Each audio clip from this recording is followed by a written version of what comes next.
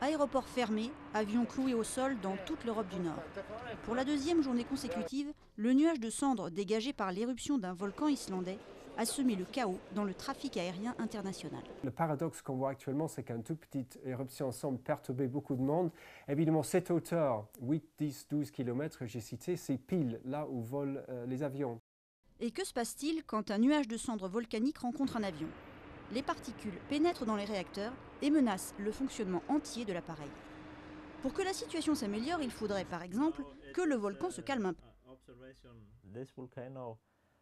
Ce volcan est connu pour avoir des éruptions longues et c'est donc un sujet d'inquiétude. La durée totale de la dernière éruption pour ce volcan a été 1 an et demi. Mais la phase explosive, ce qui crée le panache de l'éruption, a duré beaucoup moins longtemps.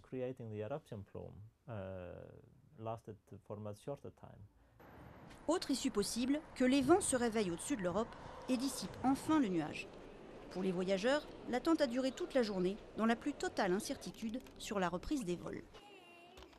Pour nous, c'est extrêmement perturbant de voir autant de voyageurs bloqués, donc on espère que ça se dénouera dans la soirée, mais on n'a aucune certitude, si vous voulez, on est relativement en aveugle pour l'instant. Seul inconnu résolu dans cette affaire, le nom du volcan, prononcé par notre expert islandais.